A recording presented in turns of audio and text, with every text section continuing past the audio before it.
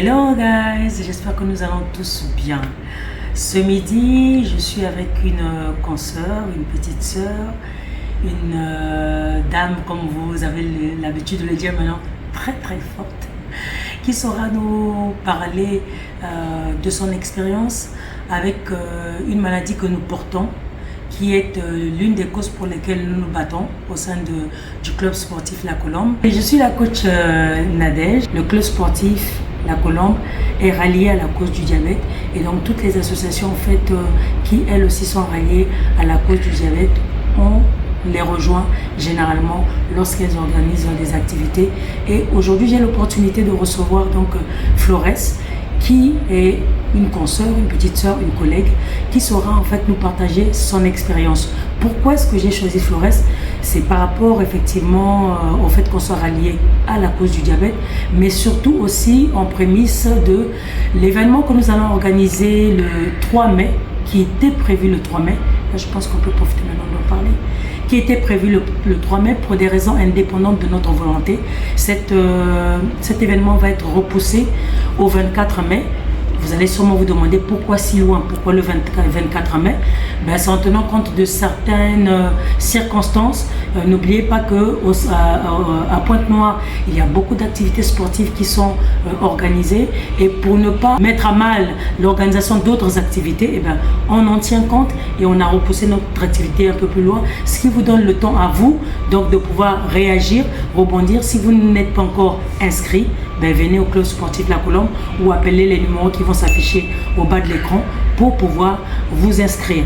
Et quand nous disions que, quand on dit que c'est indépendamment de notre volonté, ce n'est pas forcément une mauvaise chose. Aujourd'hui, vous savez que la mairie accompagne énormément d'activités, soutient énormément d'événements comme le nôtre. Et d'ailleurs, c'est donc à l'issue au sortir d'une réunion avec donc le cabinet de la maire, et qui nous a été recommandé selon les exigences de la République, que nous puissions repousser cet événement. La date à laquelle on avait retenu l'événement, c'est en fait une date pour laquelle la République exige que les activités en fait ne débutent qu'après 10 heures. C'est tout simplement pour cette raison-là. Et donc, comme il y a un événement quand même important que nous avons vu de certaines associations qui sont organisées la semaine d'après, et ensuite, il y aura le RAID qui est une activité non négligeable où quasiment une bonne partie de la population de Pointe-Noire se mobilise, ben nous, on s'aligne donc à la date du 24. Donc, n'hésitez pas à vous inscrire. Je vais donc laisser Flores. C'est un grand plaisir de te recevoir, Flores. Flores le fait de tout cœur. Il n'y a pas une organisation particulière derrière. C'est un échange qu'on va avoir. Je ne suis pas journaliste, vous l'avez compris, elle non plus. Donc c'est un échange qu'on va vous partager, une expérience qu'on veut faire profiter à tant d'autres personnes, diabétiques ou pas. Pour ceux qui ne sont pas diabétiques, ça va vous permettre de le prévenir. Pour ceux qui le sont déjà, ben à travers son expérience, ça va vous permettre peut-être de voir mais comment est-ce que vous pourriez ajuster vous la gestion quotidienne de votre taux de diabète. Bonjour Flores. Bonjour. Merci d'avoir accepté cette interview. C'est un privilège. Je vais te laisser te présenter et ensuite on va entrer dans le vif du sujet. Alors, je suis Flores, je viens d'avoir 40 ans.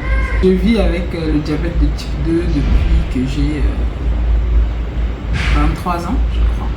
23 ans. À peu près. Donc ça fait 27 ans. Et non. Non, 17 ans. Pardon, il ne faut pas que je te vieillisse. Et sont suivies toutes les complications qui peuvent, enfin pas toutes, Dieu merci, mais quelques-unes des complications qui sont liées, c'est-à-dire hypertension, hyperglycémie, hypercholestérolie, etc., etc. Donc voilà. Mais ça va, tout va bien. En tout cas, je peux vous confirmer que ça va parce que je connais Flores depuis maintenant 15 ans et apparemment, c'est vrai qu'en fait, on se voit sporadiquement, mais rien qu'à la voir au quotidien. Et vu comment elle était avant, ça aurait été bien que j'affiche un peu comment elle était avant. Et comme elle est aujourd'hui, je vous avoue qu'il y a un grand changement. Ça ne veut pas pour autant dire que voilà, il y avait eu un niveau comme ça et puis boum, il y a un autre niveau. Non, on voit que c'est une personne qui se prend en main, qui s'entretient. Alors Flores, est-ce que tu peux nous partager, est-ce que tu as encore en mémoire comment est-ce que tu as découvert que tu étais diabétique? Comment ça s'est passé dans ta tête? Comment est-ce que tu l'as pris à 23 ans?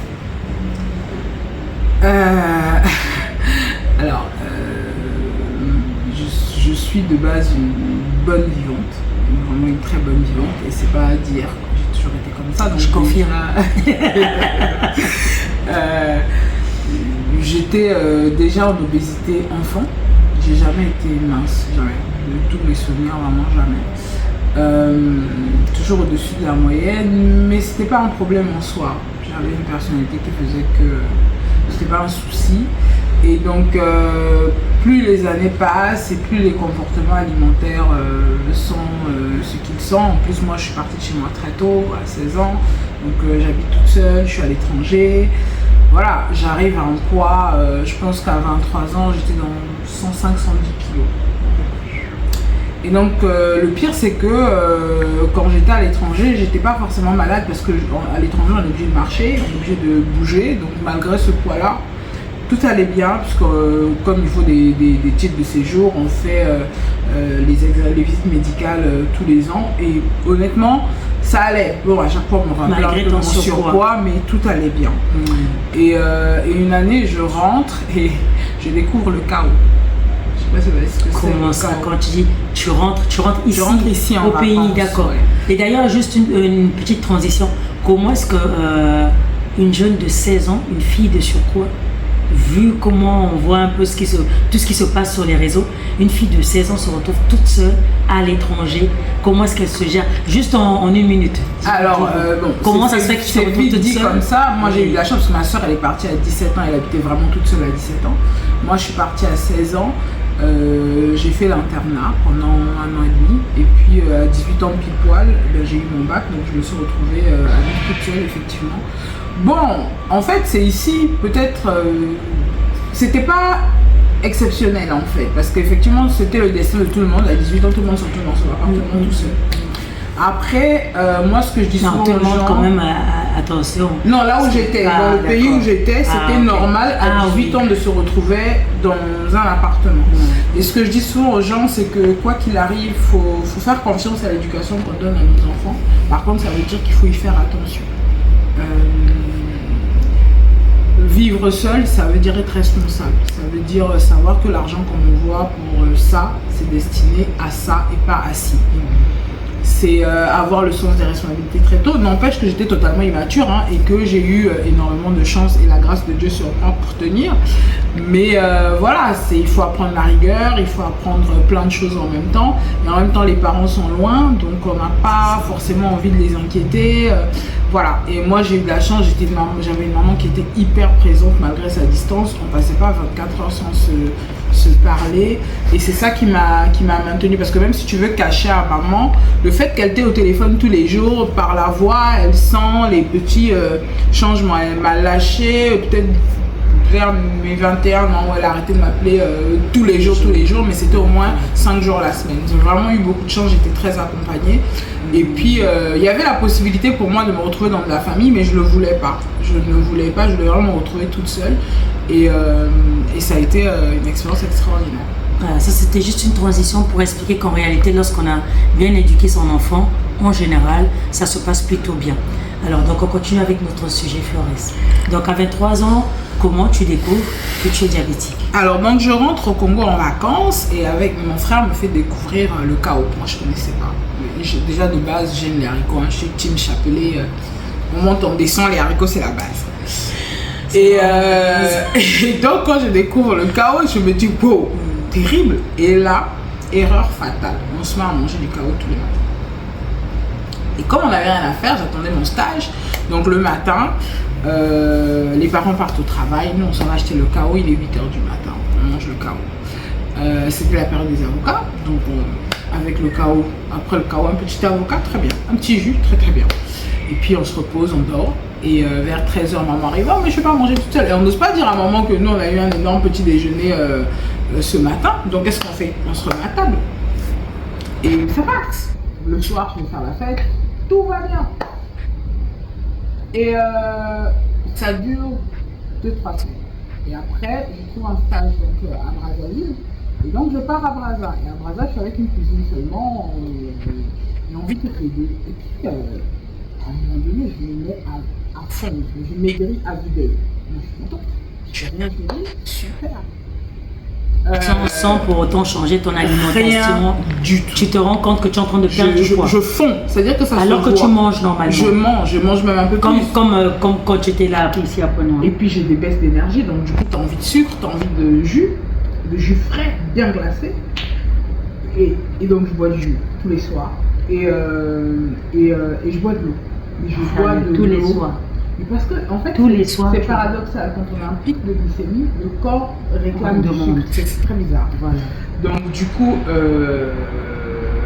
voilà, et je commence à boire de l'eau. Mais vraiment, je bois de l'eau dans des quantités anormales. Mais ça me dit rien. Je me dis, oh ça y est, j'ai trouvé un nouveau régime, je maigris parce que je bois de l'eau. Or, je bois de l'eau parce que je maigris. Mais moi, ça, je sais pas.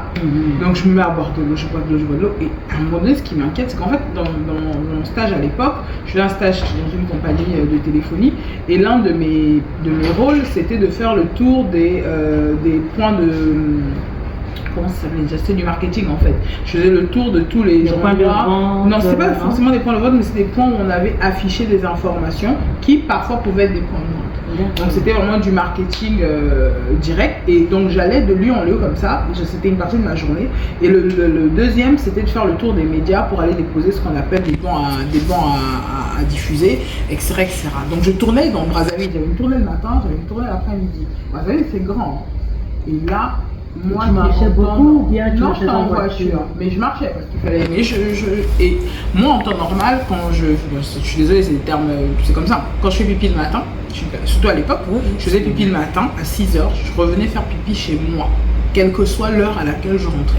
Je pouvais m'asseoir à une table, boire 3 bières, 4 bières, ce que tu veux, j'allais faire pipi chez moi. Mon corps était comme ça. Wow. Et là, ça commence à m'étonner parce qu'au bout d'une heure, il faut que j'aille faire pipi. J'ai fait pipi partout dans Brazzaville. Ce que je me rappelle de cette période, c'est que j'ai pissé absolument dans des endroits, mon Dieu. C'est drôle de le dire comme ça, j'ai fait pipi partout. C'est vrai, parce que... partout dans Brazzaville. Donc vous avez reçu la bénédiction. Je me suis demandé je me suis retrouvée à demander des toilettes dans des endroits incongrus. Et pour quelqu'un qui pisse jamais, je me suis dit, non, là, il y a un problème. Mais vraiment, hein, comme on dit, Koza Makoye Bezaliwano, à aucun moment ça me met la puce à l'oreille. Je sais pas. Donc moi je continue à vivre ma vie. Après je me dis, bon, en même temps tu bois beaucoup, donc c'est normal. Donc je continue à boire. Et un jour, je me rappellerai toujours au bureau. Juste avant de partir, j'envoie un mail et j'ai envie d'aller aux toilettes. Et pendant que je suis allée aux toilettes, j'ai tellement soif que je me retrouve à boire en faisant pipi. Je me suis dit, ah. Donc, tu avais ta bouteille. Je suis allée faire pipi, j'avais ma bouteille, parce que je partais en fait, donc j'avais mes affaires. Donc au moment où je fais pipi, j'ai tellement soif que je bois pendant que je fais pipi. Je me dis, tiens, c'est bizarre quand même. Ça passe. Et puis un autre truc que j'avais remarqué, quand on marchait, parce que le soir je marchais un peu pour rentrer à la maison, quand on marchait avec ma cousine, quand on tournait, j'avais le... C'est-à-dire que le fait de prendre un virage me déséquilibrait. Jusque-là, franchement. Et un jour, un matin, ma cousine, elle me dit, tiens, elle est bizarre hein, cette maison. Je lui dis, ah oui, pourquoi? Elle me dit, ah, ce matin, je me lève, les toilettes étaient propres, il y avait l'eau, mais il y avait plein de fourmis dans l'eau. Ça, c'est quelle toilette? C'est quelle maison où les fourmis vont dans l'eau? J'ai jamais vu des toilettes dans l'eau. Des fourmis dans l'eau. Je dis, tiens, c'est bizarre. Donc, des fourmis autour, dans l'eau. On va dire dans la lunette alors. Voilà. C'est-à-dire qu'il y a la lunette des toilettes, il y a l'eau. Oui. On avait tiré la chasse d'eau, il n'y avait pas de pipi dedans. Mais les fourmis étaient dans l'eau. C'est-à-dire qu'elles allaient se noyer. Waouh. Donc, elles s'attiraient par le sucre. Exactement. Mais à ce moment-là, je ne le sais pas. Donc, c'était tellement concentré en sucre que même quand on avait tiré la chasse d'eau, le sucre restait carrément. Mais tout ça là, on ne s'en rend pas. Ça, c'est bon. C'est la maison, elle est bizarre. Vous avez pensé aux sorciers? Non, même pas. On se dit la maison est chaude. Ça s'est arrêté là. Les jeunes. Ah ouais, les semaines passent.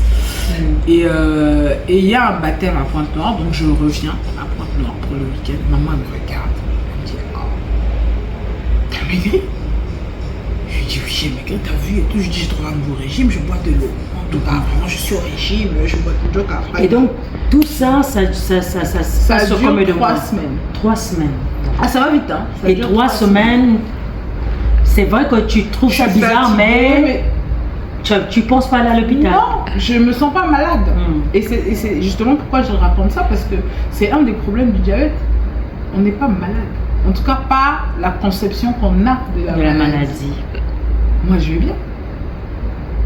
Donc, maman rentre ta maigrie, tu dis, quand même, je dis, ah, maman, c'est bien, je suis au régime et tout. C'est bien qu'elle me fait des soupes parce qu'elle croit que je suis au régime, alors que je fais rien du tout.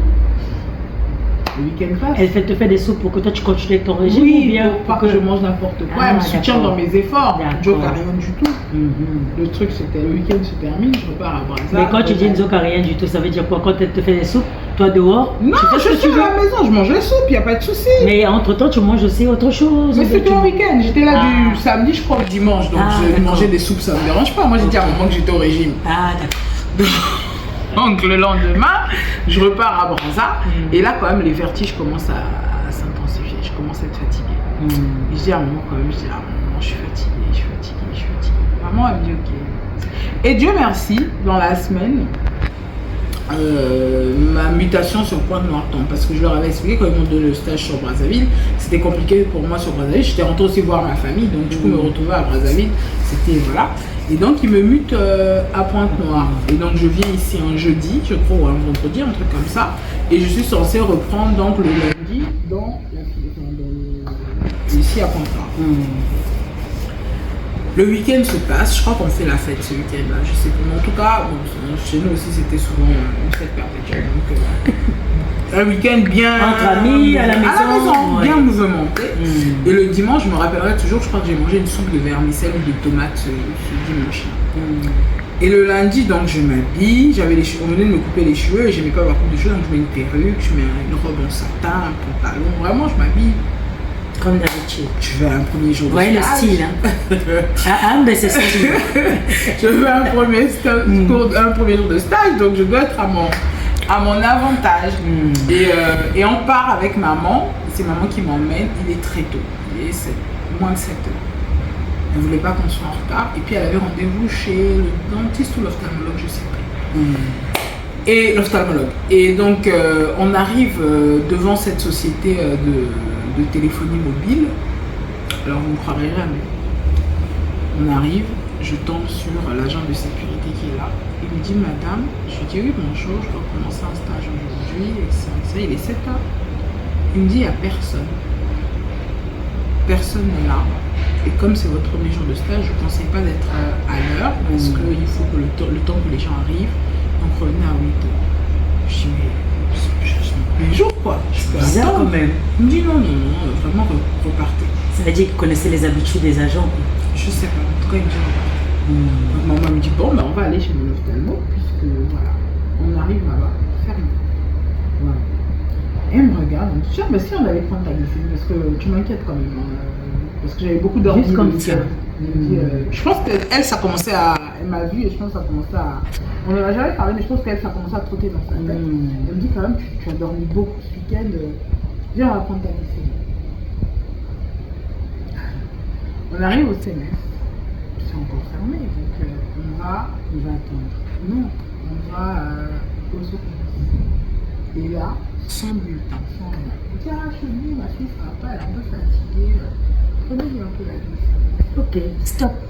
Et là, je vais profiter en fait, avant que Flores nous parle de la glycémie. Sachez que le jour où nous aurons notre séance spéciale des steps sur Bitelica, ben, tout le monde sera dépisté.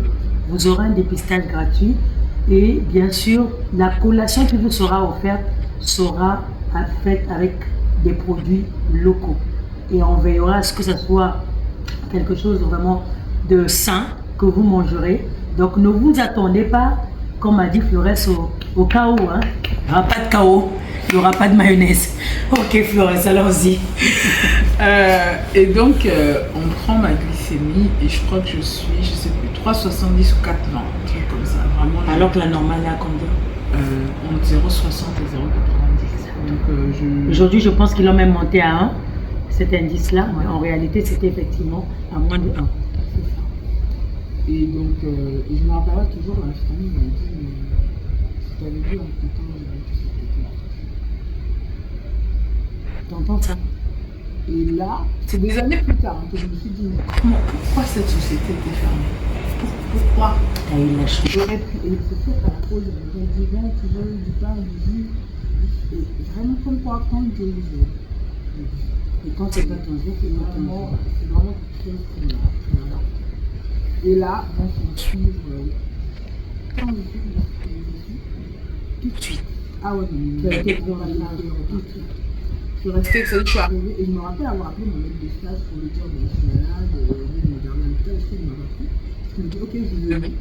Il est venu, il m'a trouvé toute belle, toute fraîche. Il m'a dit mais d'accord, je n'avais pas l'air malade, encore une fois. Et même comme je venais de manger, tu as un petit boulot là, je te sens. Mais comment? Non, je suis bien malade. Et donc là, la prise en charge au départ elle est compliquée. On prend un peu conscience que 2 semaines d'hôpital c'est dur psychologiquement. On prend un peu conscience que c'est difficile, que voilà. Et on s'y met tout de suite parce que c'est frais. 8 heures de nuit, donc c'est très frais. Et puis moi, ma transformation elle était impressionnante. Je suis passée de 110 kilos comme je vous dis à je crois 80 ou 85 kilos. Donc du jour au lendemain j'étais méconnaissable. Presque 30 kilos, quoi. J'étais méconnaissable. Et donc je sors de cet hôpital et j'enchaîne. Alors le début est compliqué parce qu'on enchaîne hypoglycémie, hyperglycémie. On ne sait pas trop ce qui est bon, ce qui n'est pas bon, etc. Et j'avais pas forcément eu un suivi diététique. Donc c'était un peu compliqué au départ, on mangeait des tomates et au bout d'un moment, on sature, on sature du manque de diversité. Et puis comme je dis, il y a quelque chose qu'on néglige beaucoup dans l'accompagnement du diabète, c'est que quand quelqu'un boit beaucoup, on sait qu'il est alcoolique. On va lui enlever la boisson. Et on peut en fait, même si c'est une maladie qui est difficile de longtemps, on peut se priver de boisson. Quand tu dis on peut se priver, c'est de priver complètement bien. Parce que moi j'ai déjà entendu un médecin dire que ok, c'est pas totalement interdit, mais faites attention quand même. Ah non, ce que je veux dire, c'est que quand vous êtes alcoolique, vous êtes addict à l'alcool, vous pouvez, pour vous sauver, décider de ne plus du tout boire d'alcool. Ah, d'accord. Parce que vous n'êtes pas en capacité de mesurer votre façon de boire. Quand vous fumez et que vous arrivez, par grâce à vous détacher de la cigarette, vous pouvez ne plus jamais approcher une cigarette de votre bouche. Mais quand vous aimez manger, que vous le vouliez ou non, matin, midi, soir, vous devez vous nourrir, vous devez manger. Et donc, là, la discipline est beaucoup plus compliquée parce qu'on ne peut pas juste éloigner ce qui dérange. Je peux manger, et même encore aujourd'hui, je peux manger du blanc de poulet et avec des légumes sans féculents pendant une semaine. Mais au bout d'une semaine, je vais mettre les plans. Oui. D'accord? Et c'est compliqué. Et vous allez toujours vous retrouver à un repas, un machin, mais si tu manges un peu de ça fait quoi? Tant que j'étais à la maison, ça allait, maman était là, elle m'aidait pour le régime. Là, je me retrouve toute seule, c'est moi-même qui vais faire mes courses. C'est moi-même. Et il y a foisant. C'est-à-dire que c'est des endroits où tu as 15 marques de chips, tu rentres, c'est le coca qui t'accueille. Voilà, c'est. Je me dis, si je reste ici, là, maintenant, là, je vais mourir. Et puis, je fais beaucoup d'hypoglycémie. Même au moment où je soutiens mon rapport de stage, je me mets à pleurer au milieu du truc parce que j'ai pas bien mangé avec les médicaments. Et les hypoglycémies ça joue sur les émotions. Donc, pour toi, l'hypoglycémie, juste pour faire comprendre à ceux qui pourraient tomber sur cette vidéo, l'hypoglycémie avec les mots simples. Alors l'hypoglycémie c'est un état qui arrive quand on a, comment je vais expliquer, quand on n'a pas assez de sucre dans son sang et souvent ça va passer par de l'énervement. Moi maintenant je le détecte par de l'énervement, m'énerver beaucoup. On transpire, on a des sueurs froides et on a le cœur qui bat comme ça et ça peut aller, moi j'ai jamais eu, mais jusqu'à des étourdissements, etc. Par manque de sucre. Exactement. Et donc moi j'ai un traitement très fort à l'époque.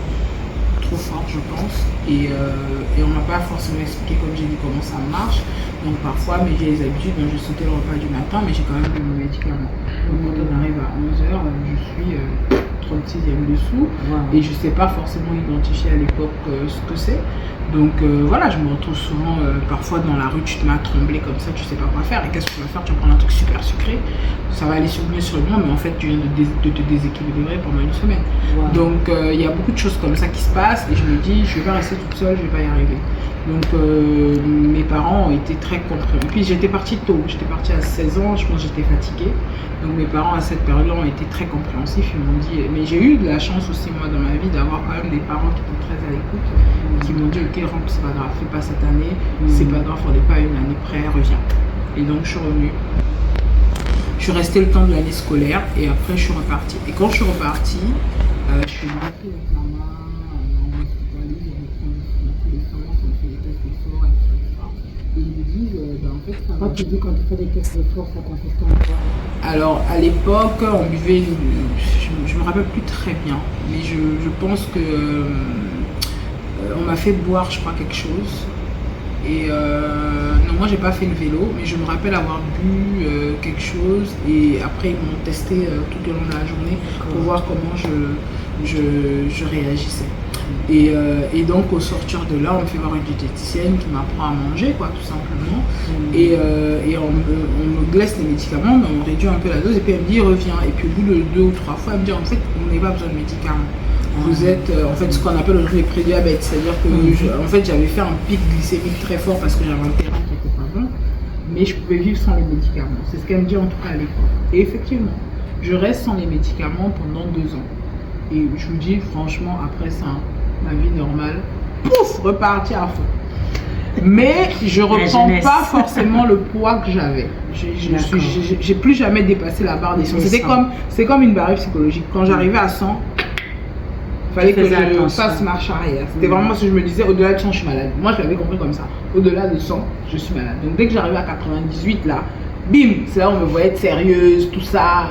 Et je pense que quelque part, dans mon ignorance, c'est ce qui m'a un peu freinée, quoi. C'est-à-dire que chaque fois que j'arrivais au seuil, je me disais, ok, il faut que je fasse attention. Et pendant 2-3 mois, je vais faire machine arrière.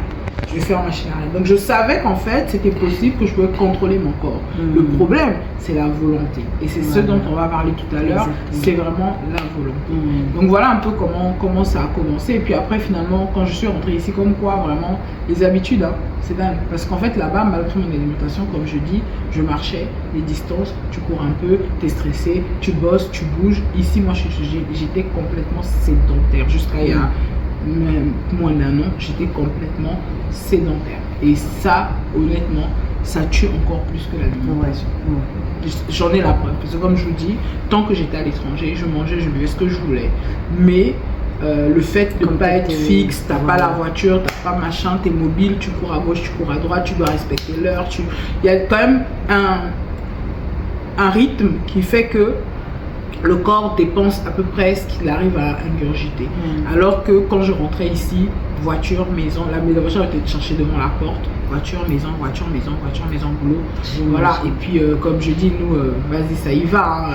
On se rend pas compte, mais moi j'aime beaucoup les féculents. Donc avec le même repas, je peux manger banane frites, riz, spaghetti, non peut-être pas, mais patates douces, manioc, mayaka, pain, avec la même nourriture. C'est-à-dire que je vais changer les goûts. Bon, là on a l'une des plus belles expériences. Je pense que tout le monde va se retrouver parce que là, en fait, comme elle a dit dès le début, c'est une bonne vivante. Et dire que franchement, tu as un plat et qu'avec le même plat, tu peux mettre manioc, tubercule, tu as dit quoi? Patate douce, banane dans le même repas. Il faut le faire quand même. Et dis-moi, pendant quand tu avais découvert que tu étais tombé malade, que tu t'es rendu compte qu'en restant ici, ça n'allait pas marcher parce qu'il fallait que tu repartes et que tu t'adaptes toi-même à vivre avec ta maladie en étant à l'étranger. Tout ce temps-là, tu as dit qu'après tu as rencontré, après donc ta pile d'examen, on t'a présenté des diététiciennes qui t'a donné des conseils sur ta façon de manger. Est-ce que tu as suivi à la lettre tout ce que la diététicienne t'avait dit ou bien en bon vivant, il t'arrivait quand même d'avoir des écarts? Honnêtement, comme j'ai dit, je suivais ce que ma diététicienne m'avait dit quand je trouvais que j'étais arrivée à la limite. Le reste du temps, non. Moi, je ne peux pas mentir, je le dis tous les jours. Je dis que moi, pour moi, la relation avec la nourriture de certaines personnes comme moi est comparable à la vie. C'est-à-dire qu'il y a des moments où moi je peux tourner dans toute la ville parce que je vais manger des arachides. Je vais prendre mon table, je vais dépasser tout mon temps. Et je dis qu'aujourd'hui je dois manger des arachides. Je ne vais pas dormir, je ne vais pas manger des arachides. Bon vivant. Donc, très bonne vivante. Non, mais souvent on a l'impression, parce qu'en fait, tant qu'on n'a pas eu une relation, tant qu'on n'a pas eu un comportement addictif, parfois on ne comprend pas ce que c'est que l'addiction. Limite, moi je l'appelle comme ça en fait. Parfois on ne comprend pas ce que c'est que l'addiction, on a l'impression que ma femme, pourquoi il se laisse aller. Et en fait, oui, bizarrement, une fois qu'on a admis ça, une fois qu'on a admis que notre relation avec la nourriture ou l'alcool, ou peu importe, n'est pas normale, c'est le début d'une émotion. Il faut juste à un moment donné supposer que je ne suis pas comme les autres. Et là, on va mettre en place des barrières qui sont différentes des barrières des autres. Et dis-moi, en fait, depuis toutes ces années-là, en fait, là maintenant on va parler du côté médical. Parce que là, on se rend bien compte qu'en t'écoutant, combien même on peut te dire, voilà, il faut marcher de telle manière. Mais étant donné que on aime manger, et je comprends tout à fait, parce que moi aussi j'aime manger, mais quand on aime manger et qu'on a du mal à s'en passer, effectivement, parfois tu te relâches, mais après tu reviens sur tes pas. Et médicalement, ça se gère comment? Alors, moi, j'ai pas. Est-ce que j'ai envie de dire, tu vas nous expliquer un peu, quand je dis médicalement, le nombre de médicaments que tu prends par jour ou que peut-être tu es obligé de prendre par jour. Je rappelle que c'est un diabète de type 2 dans Souffre-Flores. Est-ce que tu prends des médicaments tous les jours? Est-ce qu'il y a une pile de médicaments à prendre tous les jours? Combien d'examens, par exemple, je dis n'importe quoi par mois? Est-ce que tu es obligé d'aller tout le temps à l'hôpital? Comment ça se passe tout ça?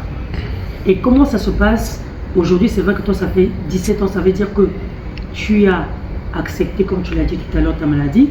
Ça veut dire que tu es capable de t'adapter et tu nous diras par la suite, effectivement, comment au quotidien, aujourd'hui, tu t'adaptes, tout en sachant effectivement que le profil de tous ne se ressemble pas, mais ton expérience peut aider le cas. Donc médicalement, comment est-ce que ça se passe?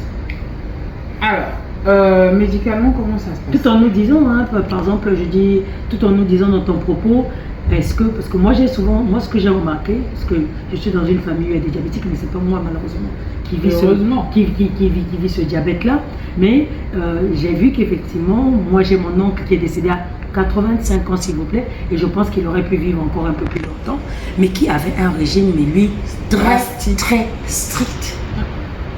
Et qui allait régulièrement à l'étranger pour aller effectivement se faire consulter, s'assurer que tout allait bien.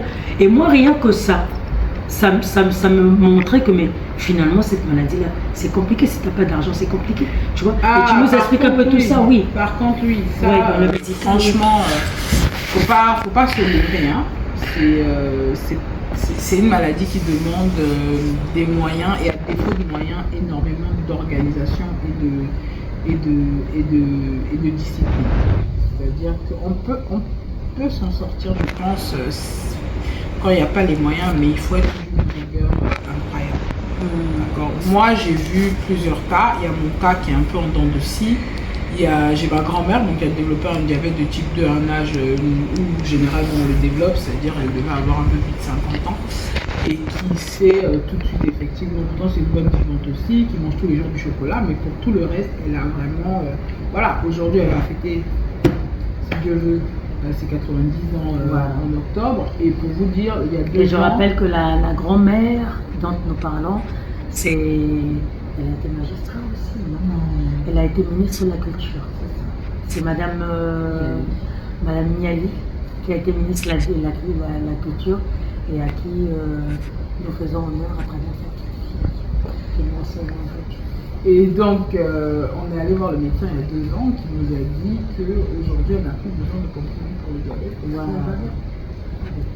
Donc, oui, c'est possible, mais ça demande une rigueur et une prise en main qui est quand même assez exceptionnelle. Pourtant, c'est avec elle qu'on allait. C'est-à-dire qu'elle savait en fait, elle va aller au restaurant aujourd'hui, elle va se lâcher pendant une semaine, Vraiment, elle avait ce truc-là. Et donc, pour en revenir à ma propre expérience, alors moi, je suis passée par plusieurs phases. Il y a des phases où, surtout que je vis dans un métier, je suis d'accord, événementiel, où on bougeait énormément, et parfois, tu n'as pas tes médicaments, tu n'as pas envie d'enlever tout le monde, de dire j'ai pas mes médicaments, moi il faut que j'aille manger, moi ceci. Donc, avec la jeunesse, on n'a pas forcément le courage d'imposer un peu son rythme de vie. Donc, tu te tais. Et sauf que quand vous allez finir l'événement, le truc, là, tu vas te taper 2 semaines d'hospitalisation. Parce que tu n'as pas respecté ton régime, parce que tu n'as pas bu tes médicaments, parce que ci, parce que ça, parce que ci, parce que ça. Je suis passée par des phases, surtout quand je voulais des enfants, parce que ça a été très compliqué, où là, j'étais d'une rigueur absolue. Et effectivement, quand on est dingue, parce qu'au départ, quand vous êtes très rigoureux, vous pouvez passer comme ça 2 ans avec d'excellents résultats. Vous buvez vos médicaments tous les jours, vous ne débordez pas trop dans ce que vous mangez. Vous allez passer 2 ans avec des résultats très très bons et vous passez en dessous des radars. On ne va pas aller chercher en dessous pour savoir qu'est-ce qu'il y a, qu'est-ce qui ne va pas. Et c'est là où parfois certains nous disent que voilà, oh, le diabète est parti. Voilà. Alors qu'il est là, il est en sommeil. Voilà. Et donc pendant 2 ans, tout va bien. Et le pire, c'est que même quand vous arrêtez les médicaments, vous pouvez faire encore des examens 3 mois après, ça va. Mais en fait, c'est le bénéfice de ce que vous avez fait pendant 2 ans. Et si vous continuez sur cette voie, ben vous aurez à ce moment-là des chutes compliquées avec des hospitalisations très longues. Et pour vous remettre de ça, il faut parfois le double du temps où vous avez fait la Java. J'ai pas compris. Je m'explique. Je vais prendre mes médicaments et avoir un régime plus ou moins correct. Je dis plus ou moins parce que honnêtement, je n'ai jamais eu vraiment, pendant tout ce temps-là, un régime qui était adapté au mien. Faut dire la vérité, je ne vais pas mentir. Donc, un régime plus ou moins correct, avec peu d'abus, des médicaments que je consomme de façon régulière tous les jours, avec mes 3 prises, voilà, tout se passe bien à heure fixe. Et vous allez voir que si je fais ça pendant 6 mois, 1 an, au bout du 3e mois ou du 6e mois, mes résultats vont se normaliser. Je vais même perdre un tout petit peu de poids, pas beaucoup, mais à défaut, en tout cas, je ne vais pas grossir. Et je restais comme ça 1 an et demi, 2 ans, avec une régularité, tout Pas ça. d'hypoglycémie. Rien, tout se pas de passe problème. bien, on fait les examens, comment ça s'appelle, l'hémoglobine glycée d'un diabétique entretenu, c'est-à-dire 7,1, je crois, je ne sais plus. Mais en tout cas, voilà. Rien d'alarmant, tout se passe bien, mes constantes sont normales, ma tension est normale, tout est normal. Ça va durer 1 an et demi, 2 ans, je vais faire ça. Et en fait, si j'arrête, quand ça m'arrive, je vais arrêter les médicaments, par exemple, pour X ou Y raison. Parfois, c'est tout bête, j'en ai plus. En parlant de médicaments, tu en prenais à peu près combien? Est-ce que c'était des comprimés? Alors, c'est des comprimés principalement, ça dépendait des périodes. Alors, moi, j'ai de la chance d'avoir une hyperglycémie. L'hyperglycémie, c'est la goutte, qui n'est pas constante. C'est-à-dire que quand je suis bien mon traitement et que je suis bien alimentée, ça disparaît et on enlève le médicament. Mais je reste toujours en surveillance parce que ça peut revenir. Par contre, hypertension et diabète, ça, c'est donc j'ai les médicaments de façon constante depuis 17 ans maintenant. Et donc, ça va être, ça peut être entre 3 comprimés le matin. Et aujourd'hui, par exemple, j'ai 6 molécules que je prends tous les matins. Et Dieu merci, ça va être réduit. Mais voilà, il a quand même fallu que j'arrive à 6 molécules. Donc, on peut passer de 3 comprimés jusqu'à 6. Et même plus. Que le matin. Que le matin. Alors après, moi j'ai 2 prises, j'ai 3 prises, j'ai une prise à midi et une prise le soir. Mais de 1 seul. Mais après, ça dépend. Ça dépend vraiment des gens. Il y en a qui ont beaucoup plus, il y en a qui ont beaucoup moins. Chacun vraiment a ses propres problèmes, j'ai envie de dire. Et puis surtout, c'est quand je suis arrivée à ces médicaments, là, je me suis dit, c'était hors de question que ma vie se fasse ça. Donc j'allais tous les jours, Matin, midi, soir. non, juste le matin, après le midi. Et surtout, j'ai eu des moments au début où on m'adaptait à ce traitement-là, où vous êtes malade en fait. Mais que pour rester en vie, vous êtes malade. Et ça m'a marqué. Je me suis dit, stop. Tu n'es pas bête. Tu as mis des enfants au monde qui t'ont mis à demander. Il faut les aider. Donc parfois, ça tient un peu de choses. Non, c'est pas grave. C'est nous qui pensons que c'est peu de choses. Mais comme en fait les enfants sont une partie de nous, on n'aimerait pas effectivement les voir ou savoir que voilà, pour une. Parce qu'on veut faire les choses à notre manière et qu'on pourrait laisser ces anges qui n'ont, comme tu as dit, qui n'ont rien demandé. Ça a très différent. Alors quand je les voulais, je te dis, c'est là où j'ai fait le plus d'efforts. Tant que je les voulais, je vais faire un effort monstrueux pour les avoir dans de bonnes conditions pour pas qu'ils soient malades. Parce que quand on est diabétique et qu'on est enceinte, on passe à j'ai des tâches là, si vous voyez mes doigts, j'ai des tâches parce qu'il faut faire la glycémie capillaire 5 fois par jour. 5 fois par jour. jour. Comment, donc on te prend du sang Alors, il y a l'appareil là que les diabétiques ont, le glucomètre. Oui. Vous piquez le matin. Ah, donc tu l'as à la maison. Oui, oui. Oui. Vous piquez le matin à jeun. Pour vous assurer. Et ensuite, ça vous dit combien d'insuline vous mettez. Vous mettez l'insuline, vous mangez. 2 heures après manger, vous repiquez. Et ensuite, vous attendez le prochain repas. Au prochain repas, avant le repas, je le pique, je calcule mon insuline. 2 heures après, je me repique. Ça, c'est avant ou pendant la grossesse? Pendant la grossesse. Wow. Pendant la grossesse et pendant que j'allaite. Et ce que je ne peux jamais faire très longtemps. Parce Et que tu allaites quand même. J'allaite. Voilà. J'allaite. Donc ça n'empêche pas de vivre en fait. Ce que je ne peux jamais faire très longtemps parce qu'au bout d'un moment, la tension prend le dessus. La tension prend le dessus parce que l'allaitement, vous ne dormez pas, bref, c'est compliqué. Et moi, le diabète en fait inhibe les symptômes de la tension, ce qui fait que moi, je peux arriver à 26 de tension sans avoir aucun symptôme. Je ne dirais pas que j'ai mal à la tête, je veux dire je suis un peu fatiguée en ce moment. À 26. Voilà. Mais ça m'est arrivé que quand j'allaitais, hein, Dieu merci. Mais non, j'étais à l'hôpital tranquille, hein, en train de dire mon père, il me dit mais madame, vous avez 26 de tension. Et c'est là où c'est dangereux. Parce que moi je ne me sens pas montée. 26 de tension, j'imagine un peu 26 de tension. C'est vrai que moi après je sais pas, je suis jamais allée au-delà de 12. Moi j'étais jamais allée au-delà de 20. Ce jour-là j'étais un peu choquée. D'ailleurs le médecin m'a dit vous rentrez, vous arrêtez l'allaitement. C'est même pas un débat. Ma pauvre fille, je l'ai souvenir sans même lui parler. Toujours au lendemain, c'était terminé. Et d'ailleurs, là je vais arrêter un peu Flores pour dire qu'au-delà du dépistage qui se fera le jour de la séance spéciale de STEP, il y aura aussi la prise de tension pour nous assurer que votre tension est bonne parce que n'oubliez pas que travailler sur les STEP, comme certains le voient sur nos vidéos, hein, on a l'impression qu'on danse, oui on danse sur les STEP, mais le cœur est sollicité, le corps bas c'est du cardio, hein. On le fait tout lentement, mais comme ça se fait sur une durée d'1 heure, 1 heure et demie, eh ben vous avez le corps qui est très sollicité, donc il faut que votre tension soit bonne et que vous soyez dans de bonnes dispositions pour pouvoir ce jour-là vous entraîner avec nous. Donc la tension sera prise aussi. On peut continuer Florence. Donc voilà, et donc voilà pour les médicaments. Je vais chez le médecin 1 fois par mois, mais c'est surtout pour renouveler le traitement. Et pour s'assurer que tout va, qu'il n'y a pas de complications particulières. Tous les 3 mois, j'exagère, tous les 4 à 6 mois, on fait des examens de suivi pour savoir où ça en est, est-ce qu'il faut ajouter un médicament, enlever un médicament. Donc une fois par trimestre, on maillot. Voilà, à peu près.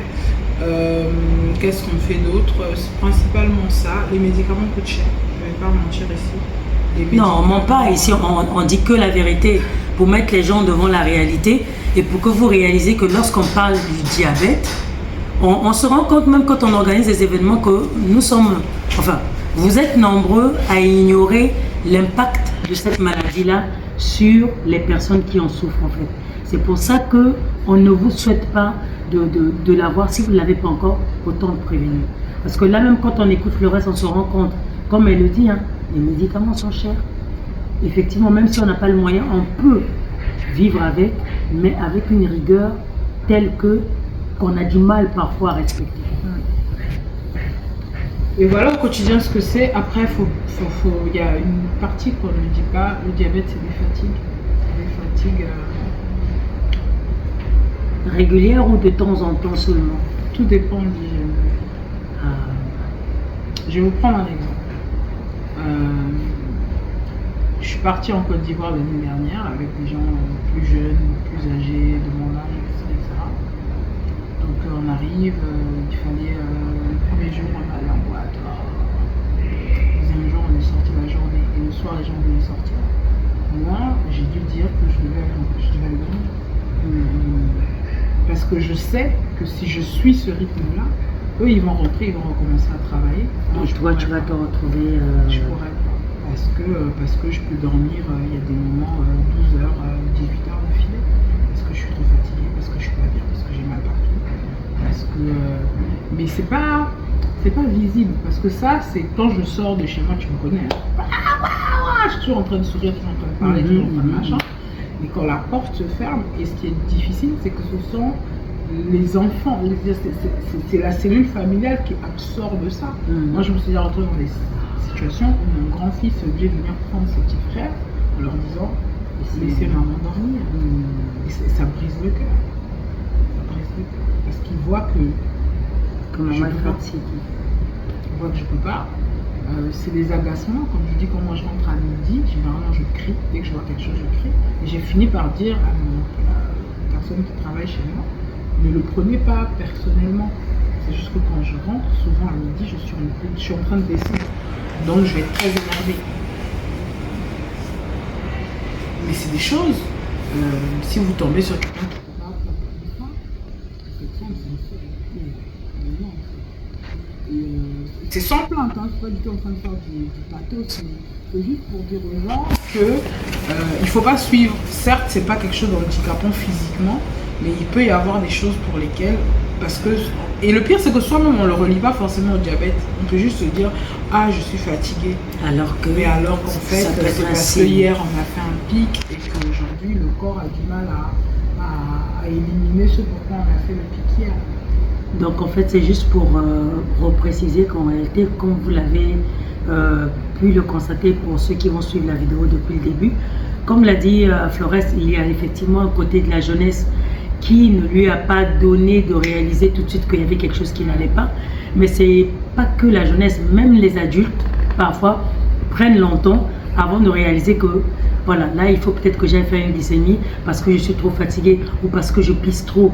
Et même là, il y a eu malgré l'indice qu'il y a eu chez elle, vous avez vu, on a parlé de la lunette, des toilettes, en fait, qui était attirée par les fourmis. Malgré ça, elle n'a même pas pensé aller faire un dépistage pour s'assurer, pour savoir même une prise de sang seulement. Parce qu'aujourd'hui, dès qu'on vous prend le sang, on détecte énormément de maladies. Ça peut être un élément qui va permettre qu'on sache si vous êtes diabétique ou pas. Donc quand vous sentez déjà un pic de fatigue anormal ou un pic d'urine anormal ou vous vous mettez à boire de l'eau de façon anormale, pensez-y, faites-vous dépister pour savoir si vous êtes diabétique ou pas. Alors, excuse-moi, en parlant des symptômes, il y a un symptôme assez atypique que je ne connaissais pas, moi je l'ai subi à une époque, c'est le mal de ventre. Je suis surprise. Mais moi-même, j'étais déjà malade depuis une dizaine d'années à ce moment-là, donc je savais identifier mes crises. Mais à ce moment-là, j'ai mal au ventre. J'ai très mal au ventre.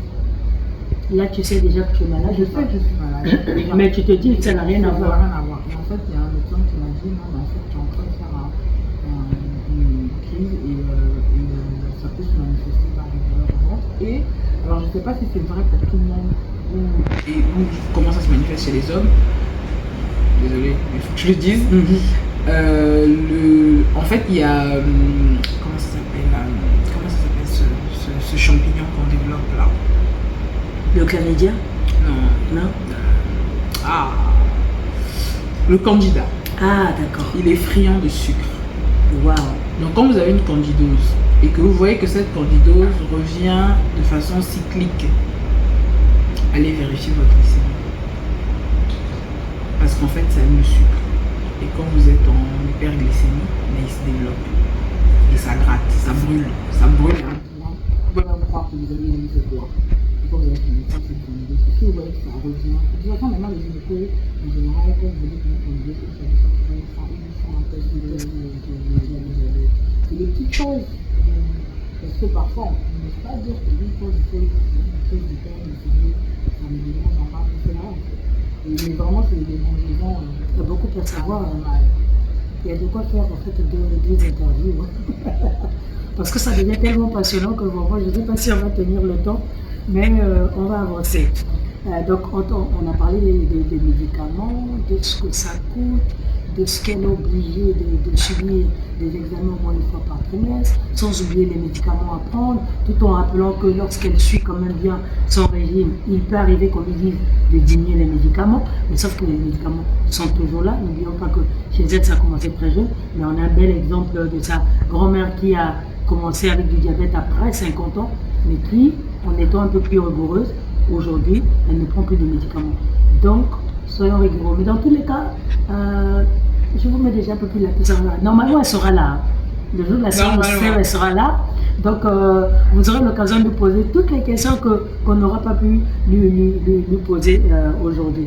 Alors, Je pense que de façon globale, dans ce qu'on entendait Flores, on a eu l'impression que tu as quand même fait le tour d'une bonne partie des questions sur la maladie, mais aujourd'hui, tu as parlé quelque part, là, tout à l'heure, tu as souligné un sujet, moi, qui m'a quand même touché, c'est en parlant effectivement du cocon familial, l'impact que ça, est-ce que ça arrive souvent avec, comme tu as dit, avec les ménagères ou ceux qui travaillent pour toi, que tu t'énerves, est-ce que c'est régulier que tu t'énerves tout le temps, ou que tu aies des sautes d'humeur qui fassent que les autres se disent que mais franchement celle-là il y a quelque chose qui ne va pas dans sa tête, ou est-ce qu'avec les enfants tu arrives quand même à le réguler au sein de ton couple et tout, tu arrives à réguler tout ça Pas toujours. en plus de tes contraintes? Bon, après quand on me connaît aussi, on a l'impression que bon, c'est là, les zones extrêmes. Mais à vrai dire, maintenant avec le recul, maintenant je commence à... Alors, pour pouvoir expliquer ce qui va suivre, il faut que j'explique.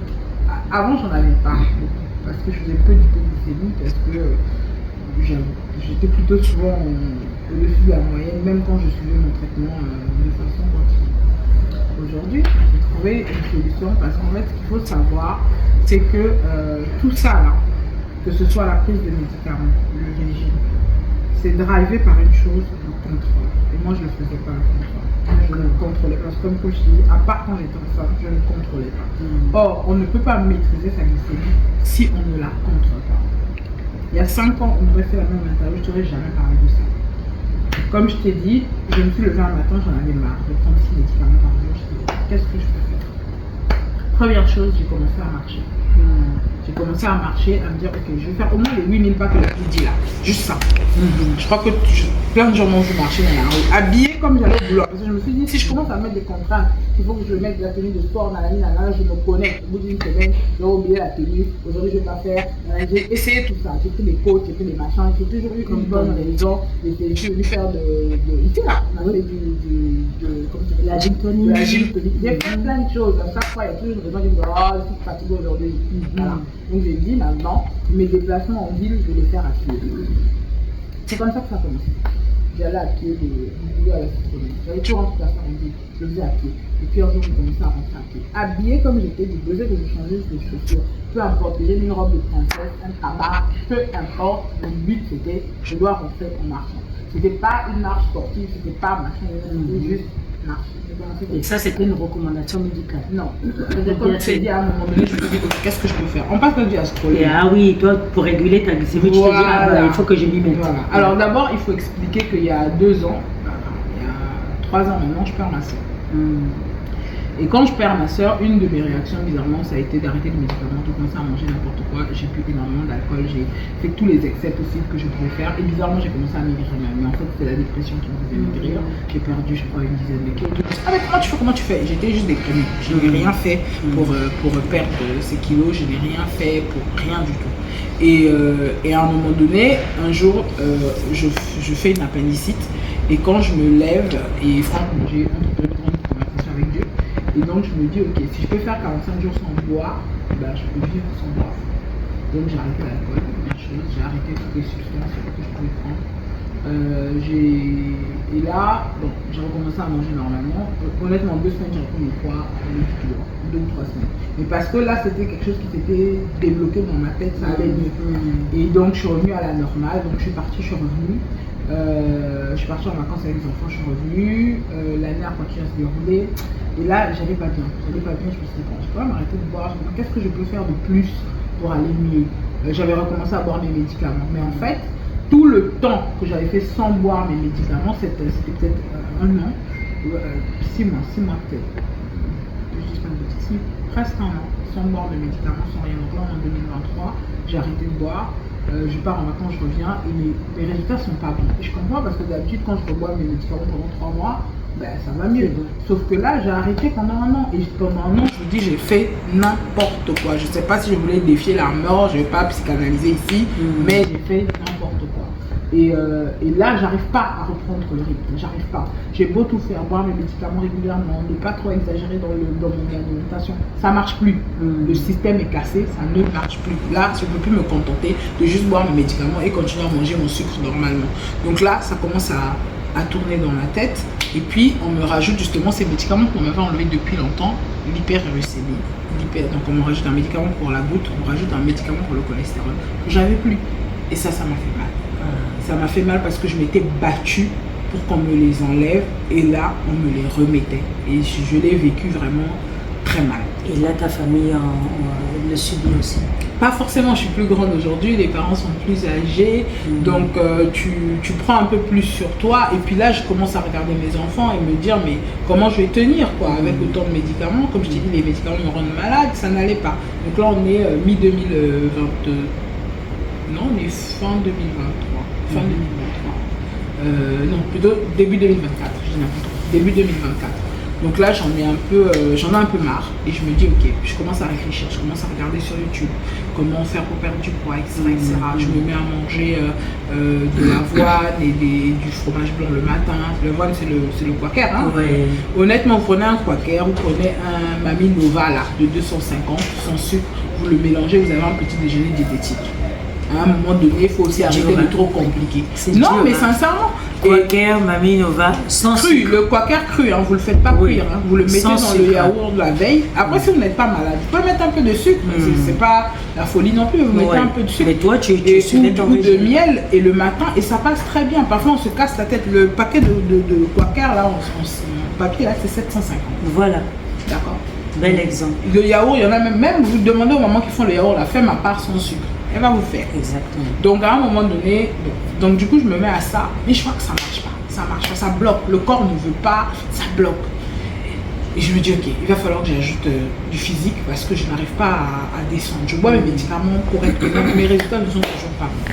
Et là je me mets à marcher. On est fin 2024, je me mets à marcher. Dernier trimestre 2024, je me mets à marcher. Je marche, vraiment. Sachant qu'en fait à l'origine, moi je sais que t'aimes pas trop quoi. J'aime pas. T'aimes pas trop. Mais il y a quelque chose. C'est pas son truc.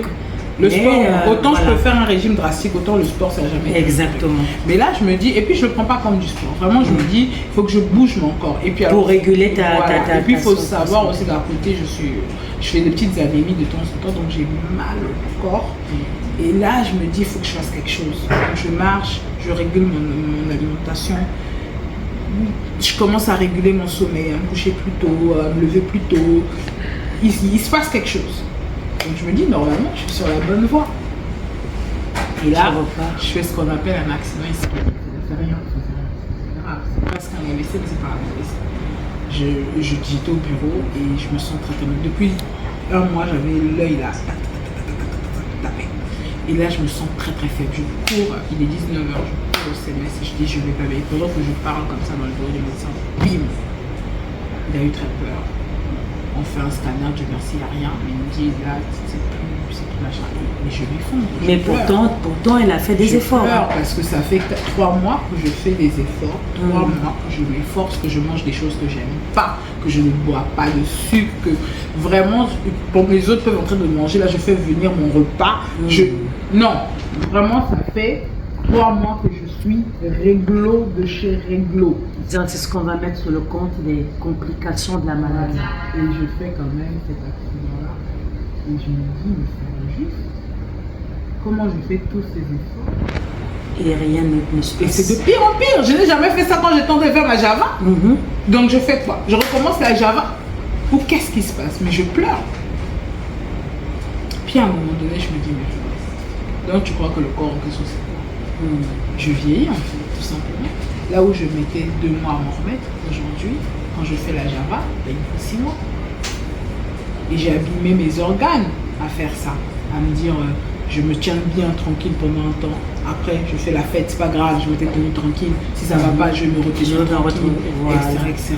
Je me suis abîmée. J'ai abîmé chacun de mes organes. Je suis passée partout. J'ai eu à un moment donné le foie gras. J'ai eu... Et il faut se poser la question en fait, est-ce que le jeu en vaut la chandelle? Est-ce que me fatiguer comme ça là, je vais aller où? La vie c'est pas une course. C'est pas un sprint en tout cas, c'est de l'endurance. Il faut tenir la course. On a trop de familiarité, il faut que j'aille voir quelqu'un qui va me dire les choses. Donc je parle des choses que je connais déjà. Je suis partie voir un autre médecin et ce médecin franchement pour moi c'est une perle. Il a pris tout son temps. Il a fait au moins 2 ou 3 entretiens exploratoires. il a parlé, il a regardé mes examens depuis ma petite année jusqu'à aujourd'hui. Il a tout retourné dans tous les sens. Il m'a dit écoute, ton traitement en soin n'est pas mauvais. Mais ton problème, c'est que tu ne te contrôles pas. Et ça, j'en étais inquiète. Moi, me piquer des doigts, je ne peux plus. Et là, j'en suis au point où, quand je prends la pipette, non, mais moi, je le dis, je prends la pipette, je fais ça, et j'ai la main droite qui ne veut pas appuyer. Wow. Le corps refuse d'appuyer parce qu'ils anticipent qu'il y a une réalité. Je ne sais pas pourquoi. Je dis ok, je prends comme ça. Pour sûr, quoi, pas avoir de refaire voilà, les mêmes choses et de se rendre compte que moi, qui subis ça, quelque part ça remonte en fait. Et donc il m'a dit, est-ce que tu connais le capteur de glycémie? Je dis oui, je vois ça sur les réseaux. Il dit, mais pourquoi tu n'as jamais commencé à mettre un capteur de glycémie? Je dis oui. Et donc aujourd'hui, je porte. Aujourd'hui, c'est pas de la publicité, hein? Pas du tout. Je voilà. pas le nom donc de la marque. on va vous montrer juste que c'est un glycémie. Voilà. Ça m'empêche pas de mettre des vêtements sans manches ou des décolletés. Hein. Je me fous complètement au contraire. Voilà. Ça me permet de vivre. Donc vraiment, c'est les gens que ça dérange qui ferment les yeux. Voilà. Ça va. Donc je porte ce capteur. Il faut. Ça fait combien de temps que tu as le capteur avec toi? Je l'ai depuis mi-janvier. Donc c'est ça, cette petite machine. Tu dois l'avoir avec toi. Je dois l'avoir partout. Je dois l'avoir partout. Et donc ça c'est la machine qui capte. Et après il y a ce capteur là qui s'enlève tous les 15 jours. Et je change de bras en fait, un coup là. Je peux me doucher avec, ça vient. Alors je pensais quand même d'acheter des adhésifs, hein, surtout que comme il fait chaud ici, donc j'ai un adhésif que je mets par-dessus qui est fait pour ça et qui me permet de tenir les 15 jours. Ça coûte cher. Ça coûte cher. En moyenne, on peut estimer combien un capteur? Moi, celui que j'achète est à 40 € l'unité, sachant qu'il faut le changer toutes les 2 semaines. L'appareil 40 € l'unité, ça veut dire qu'on a à peu près. Ouais, à peu près un peu plus de 40 000 francs toutes les 2 semaines. 15 € c'est. Parce qu'en fait, quand tu as 10 €, tu as 6 000 et quelques. 40 €, ouais, à peu près 30 000 et quelques. Un peu moins de 30 000. Tu es sûr? C'est 6 fois. Non, un peu moins de 40 000. 24. Un peu moins de 40 000. Oui, donc 30 000 et 30 000. Ouais, un peu moins de 30 000. Merci. On a Dieu vu derrière le téléphone, là, le pauvre, il souffre hein, pour nous filmer, mais bon, il va supporter. C'est tellement passionnant, on va supporter. On a un peu moins de 30 000 par donc 26 000 toutes les 2 semaines, s'il vous plaît. Et ça coûte cher. Ouais, c'est cher. Mais ça m'a changé. Ça veut dire 52 000 francs par mois. Ça m'a changé la vie. Parce qu'aujourd'hui, par exemple, j'ai identifié, moi je mangeais du pain complet à la place du pain blanc. En fait, non mais ça il faut que tu parles un peu fort qu'ils entendent bien. L'indice glycémique du pain. Tous ceux-là, les bons diseurs et faiseurs qui viennent nous dire oui il faut manger le pain complet par rapport au pain blanc et tout. Dis-nous Florès. Non, le pain complet a le même indice glycémique. Alors il a d'autres avantages, par contre il ne faut pas cracher dans la soupe. Hein. Le pain complet c'est des fibres, on en mange moins parce qu'il est plus gonflé, il est plus voilà. Donc il est moins bon. Oui, il est bon. À force de le manger, tu peux parler. Mais... donc ça reste, quand on peut vraiment pas se passer de pain, il vaut mieux quand même manger du pain complet que du blanc. Mais il faut savoir que la qualité des pains n'est pas la même d'une boulangerie à l'autre. Vous avez des pains, surtout les pains que je vois bien lisses là. D'ailleurs, en général, quand vous le mangez, vous sentez un fond de sucre. Si un fond de gras même. Ou si vous êtes sensible au sucre. Ceux-là, c'est des pièges. Il vaut mieux acheter une autre vieux pain de 100 francs qui est bizarre là. C'est celui qui a le, pour moi en tout cas, selon la machine, le moins de sucre. Mais de façon générale, moi je ne mange quasiment plus de pain. Je peux manger du pain 1 fois par semaine. Voilà. Vaut mieux éviter le pain. D'ailleurs, ça me fait penser que je vais manger deux. Vaut mieux éviter le pain. Mais ta machine te le dit quoi. Alors, ton capteur t'indique quand tu te rapproches. Le capteur sonne. Voilà. Quand j'ai un. Alors, c'est pas forcément quand ma glycémie est très haute, mais quand je suis en train de monter trop brutalement, il sonne. Donc, ça me permet moi d'identifier. Il sonne comment? Comme un téléphone. Il sonne comme ça. Ouais, tu l'as entendu? Ça peut être en pleine. C'est comme un téléphone en fait. Parfois en pleine. En fait, j'ai une barre, c'est-à-dire j'ai un seuil à ne pas dépasser en bas et à ne pas dépasser en haut. Donc chaque fois que je dépasse en haut, il sonne, chaque fois que je dépasse en bas, il sonne. Alors, il peut sonner pendant que je suis dans la zone si la progression est trop rapide. C'est-à-dire que si ça chute trop brutalement, il va me dire, ou ça monte trop brutalement, il va me le dire. Et en fait, normalement, c'est accompagné d'une application qu'il faut télécharger, dans laquelle vous mettez ce que vous avez mangé et qui va calculer un peu qui va aller plus loin dans l'analyse. Moi, j'ai choisi volontairement de ne pas faire ça. Pourquoi? Parce que je sais que quand quelque chose me demande trop de surcharge mentale, j'abandonne. Voilà. Et ça, je me connais, ça dépend des gens. Les gens qui sont à fond. Oui. Moi, je savais que si ça devenait trop contraignant pour moi, je n'allais pas tenir la distance. Par contre, ce que j'ai fait, c'est que ça m'a appris à identifier ce que je devais manger, ce que je ne pouvais pas manger. Et je suis très fière de moi. Pour l'instant, j'ai réussi à le faire que pendant une semaine. Mais j'ai réussi à faire toute une semaine et mon capteur n'a jamais sonné. Et c'était extraordinaire, je me suis dit, mais je peux faire ça. Donc ça veut dire qu'en fait, à force de t'entendre, on se dit, c'est difficile, c'est même très dur, mais il y a quelque chose qui me trotte dans la tête. Je me dis, est-ce que quelque part, je ne souhaite pas d'être diabétique et je ne vous souhaite pas d'être diabétique parce qu'on se rend compte qu'en écoutant Flores, c'est quelque chose qui vous perturbe énormément et qui impacte même votre entourage.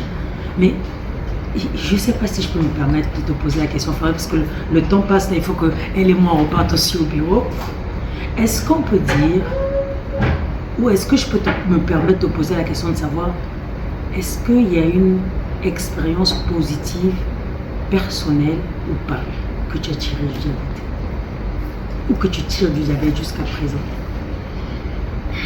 Après toutes ces expériences-là, jusqu'à arriver au patch, pour parler du patch, c'est un appareil que j'ai découvert à travers, je vois ça dans les publicités sur les réseaux, mais c'est vraiment plus Flores qui m'en a parlé. Et j'ai même réalisé que finalement, en réalité, si tu cherches à bien connaître, à aller un peu plus loin avec ce patch, je ne vous encourage pas, mais ça peut aider même au niveau des régimes. Ah, mais je te rassure, il y a des sportifs qui l'utilisent qui ne sont pas malades du tout. Voilà. C'est pour vous dire en fait que tu vois, c'est pas un médicament. Tel que tu nous vois évoluer quand on en parle. Regarde, elle n'aime pas le sport, mais à un moment donné, elle était obligée. Quoique malheureusement, ça a été une expérience où le pic était toujours élevé, que ça changeait. Ah non, mais depuis, alors attention, j'ai pas fini. J'ai continué à marcher. Donc quand j'ai eu le qu'est-ce que tu as remarqué depuis j'ai continué à marcher. Alors je me suis rendu compte que même le corps en fait sécrète du sucre quand on marche. Alors ça c'est dingue parce qu'un jour je marche. Bim, je dis comment enfin, mais je n'ai pas mangé, qu'est-ce qui se passe? Et je me suis rendu compte que chaque fois que je fais un effort physique, j'ai un petit pic, mais voilà, ma glycémie monte un peu légèrement, un peu vite, sans dépasser le seuil, mais voilà, je pouvais passer de 0,90 à 1,20 pic. Voilà. Est-ce que ça descend dès que tu arrêtes? Ça descend doucement, doucement, au fur et à mesure. Mais c'est pas quelque chose qui pose un problème. D'ailleurs, il faut que je l'explique au médecin parce que je ne sais toujours pas l'expliquer, je ne sais toujours pas ce qu'il faut faire quand ça m'arrive. Et puis, j'ai appris à... Il y a des moments où je me dis, ok, bon là, je me suis réveillée quand je sais que quand je me réveille au-dessus de 1,30 et 1,20, on va dire ma limite c'est 1,20, c'est rare que je réveille à 1,30. Quand je me lève au-dessus de 1,20 aujourd'hui, faut que je fasse attention, je vais faire 2-3 jours sans féculents du tout. Ça marche très bien. Zéro féculent. Pendant 2 jours, je mange normalement, mais sans féculents. Et ça se règle tout seul, je vais boire beaucoup d'eau, voilà. Donc, je fais, et honnêtement, tenez-vous bien, j'ai perdu entre janvier et mi-janvier maintenant, parce que j'avais déjà commencé à perdre avant.